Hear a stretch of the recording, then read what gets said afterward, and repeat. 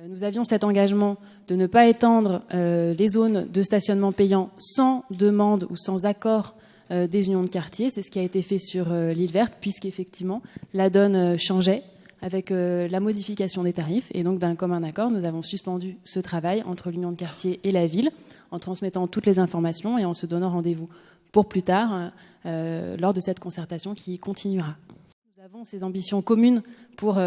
l'amélioration du cadre de vie des Grenoblois. C'est pour ça que la concertation qui était en cours, elle perdurera, et que nous y avons aussi ajouté des éléments à l'issue des débats que nous avons eus, nombreux et très riches ces derniers mois, et notamment la question des 20 minutes gratuites que nous avons étendues en réponse à de nombreuses interpellations des acteurs économiques et aussi des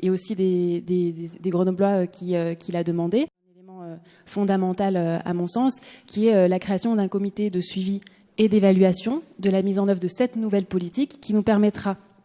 de suivre finement et de partager ensemble les indicateurs et les données qui nous permettront de suivre et de constater si, malheureusement, il y a des effets de bord, des effets pervers que nous n'aurions pas anticipés, pour que nous puissions, les uns et les autres, les constater ensemble afin de réajuster notre politique.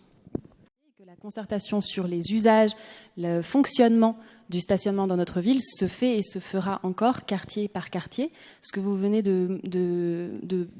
discuter sur les usages, les modifications de comportement, etc., c'est exactement ce que nous proposons de mettre à la concertation et qui ne passe pas par la tarification. Puisque aujourd'hui, nous n'avons pas mis en cause, et nous attendons de le faire ensemble, tout le fonctionnement du ticket résident, puisqu'aujourd'hui sur Grenoble, je le rappelle, il y a 2 zones pour le ticket résidence, qui est quelque chose que nous avons souhaité mettre au débat et à la concertation dans les mois à venir, puisque d'autres communes ont fait d'autres choix, fonctionnent avec des zones beaucoup plus restreintes